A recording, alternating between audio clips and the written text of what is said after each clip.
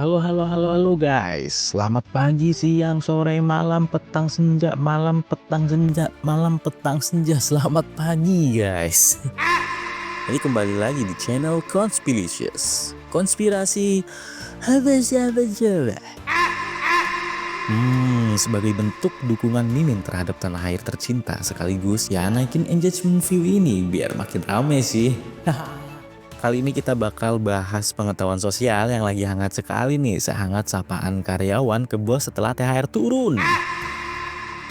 Tapi kita kali ini akan membahas RUU TNI yang baru-baru ini menimbulkan banyak kontra dan kontra. Kalau menimbulkan kecemburuan, itu kamu. Jadi kita berangkat dari definisinya dulu ya guys. RUU TNI adalah singkatan dari Revisi Undang-Undang Tentara Nasional Indonesia. Dari kepanjangannya aja udah ketebak ya, kata kuncinya revisi. Jadi undang-undangnya sudah ada sebelumnya. Definisi dulu nih, undang-undang itu menurut Undang-Undang Nomor 12 Tahun 2011. Iya deh. Undang-undang itu menurut undang-undang, waduh pusing gak tuh, undang-undang menurut undang-undang. Jadi undang-undang menurut Undang-Undang Nomor 12 Tahun 2011 tentang pembentukan peraturan perundang-undangan.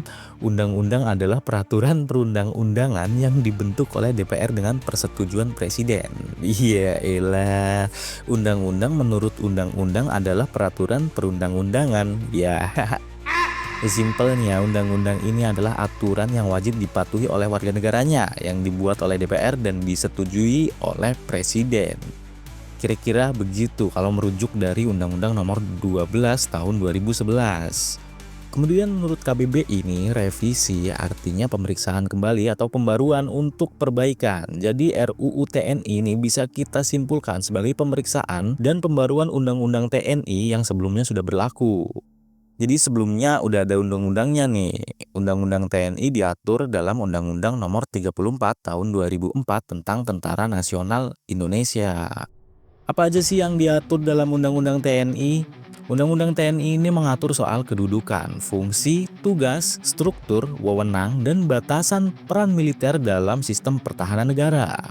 Dan revisi ini tentu idealnya menyentuh semua itu ya. Tapi apa sih yang direvisi? Kenapa jadi rame banget? Jadi Mimin jelasin nih poin-poin revisi yang menimbulkan kontra-kontra. Ini kita kupas satu-satu ya per poin. Nomor 1, TNI aktif boleh menduduki jabatan sipil tanpa pensiun dulu. Melansir dari kompas.com yang berasal dari laman resmi DPR RI, prajurit TNI aktif diperbolehkan menduduki jabatan sipil di 14 kementerian atau lembaga tanpa harus pensiun atau alih status sebagai sipil. Kenapa ini menuai kontra? Karena dulu di era Orde Baru, militer nggak cuma pegang senjata, tapi juga jadi bupati, gubernur, anggota DPR, bahkan rektor. Itu disebut dui fungsi ABRI. Dan itu sudah ditinggalkan sejak reformasi. Dui fungsi ABRI itu salah satu konsep paling kontroversial dalam sejarah militer dan politik Indonesia. Pengagas awal dui fungsi ABRI itu adalah Jenderal Abdul Haris Nasution, yang mana konsep ini muncul karena kondisi Indonesia pasca revolusi sangat belum stabil. Nasution berpandangan bahwa militer harus berperan aktif bukan hanya dalam pertahanan, tapi juga dalam pembangunan nasional dan stabilitas politik. Jadi di masa itu tuh niatnya mulia banget guys. TNI bukan sekedar tentara, tapi juga kader pembangunan. Membantu pemerintah sipil mengisi jabatan sipil sementara kondisi bangsa masih belum stabil. Tapi di masa Orde Baru, Jenderal Soeharto mengadopsi konsep Abdul Haris Nasution ini menjadi sistem resmi dan struktur, yaitu dui fungsi ABRI dan disinstitusionalisasi. Tentara masuk DPR, jadi bupati, jadi gubernur, menteri, dan sebagainya. Jadi ide mulia ini mulai menjadi bumerang karena TNI nggak cuma jaga negara, tapi ikut bikin kebijakan, kontrol anggaran, ngatur pendidikan, bahkan media. Makanya poin-poin ini dianggap membuka presiden berbahaya. Tahu nggak presiden itu apa? Jadi presiden itu contoh dari masa lalu yang dijadikan pembenaran di masa depan. Kira-kira kalau kita terapkan di kalimat tuh kayak gini nih. Dulu aja boleh, sekarang masa nggak boleh? Nah begitulah, tanpa pengawasan ketat, Kedepan bisa aja makin banyak jabatan sipil diisi oleh militer dan makin sulit dibendung. Masalah lainnya belum jelasnya batasan soal jabatan apa yang bisa diisi. Kemudian belum jelasnya mekanisme evaluasi dan pengawasannya serta rawan disalahgunakan secara politis. Jadi penolakan publik ini bukan karena TNI-nya nggak kompeten, tetapi karena ruangnya terlalu luas dan jalur kontrolnya belum jelas. Tapi gimana dalam sudut pandang pembuat kebijakan nih? Jadi DPR berpandangan bahwa kalau TNI harus pensiun dulu, prosesnya panjang dan ribet. Lebih efisien kalau ditugaskan langsung. Selain itu TNI dianggap punya SDM yang cepat dan disiplin. Cocok buat lembaga strategis. Pembuat kebijakan juga melihat banyak lembaga yang sekarang menangani isu strategis nih, kayak keamanan cyber dipegang oleh BSSN, terorisme oleh BNPT, dan perbatasan yang kewenangannya ada di BNPP. Padahal kalau ditarik dari sudut pandang yang lebih sempit lagi, keamanan cyber itu nggak cuma ngandelin loyalitas dan komando nih, tapi harus ngerti juga soal DDoS, shell shock, phishing, brute force, dan banyak yang membutuhkan skill di luar pertahanan fisik dan peperangan konvensional. Makanya kalau ditarik tengahnya ya idealnya sebenarnya TNI bisa sih jadi stabilator integritas, tapi teknisnya tetap harus dikerjakan oleh ahli IT dari sipil nih. Dan PR yang bikin paling penting sekaligus berat banget sih harus ada pengawasan dan batasan yang ketat biar TNI nggak jadi alat kekuasaan politik, karena TNI merupakan alat negara bukan alat kekuasaan. Nomor 2. Usia pensiun dinaikkan jadi 55-63 tahun, bisa diperpanjang 2 kali oleh presiden. Sekilas terlihat teknis dan aman-aman aja ya. Kontranya di sini tuh karena yang kontra ini berpandangan bahwa itu bisa menyebabkan regenerasi bisa tersendat. Perwira muda yang kompeten berpotensi nggak kebagian naik jabatan, akhirnya potensi pembaruan dan inovasi berpotensi terhambat. Dan kalau perpanjangan jabatan bisa dilakukan 2 kali oleh presiden, jadi banyak nih yang curiga. Bisa nggak itu nanti dipakai buat mempertahankan jenderal yang loyal, atau bisa dijadikan alat politik terselubung. Jadi keresahannya bukan soal umur, tapi efek dominonya yang berpotensi adanya politisasi militer, ketimpangan struktur, dan berkurangnya profesionalisme militer. Nah, dalam Undang-Undang Nomor 34 Tahun 2004 tentang TNI, sini dulu Bintara dan Tamtama maksimal 53 tahun, perwira 58 tahun, perwira tinggi bisa diperpanjang sampai 60 tahun. Nah, dalam sudut pandang pembuat kebijakan nih, usia pensiun dinaikkan jadi 55-63 tahun, naik 2-3 tahun ya, dan bisa diperpanjang 2 kali oleh presiden dengan alasan kebutuhan organisasi dan kepentingan negara.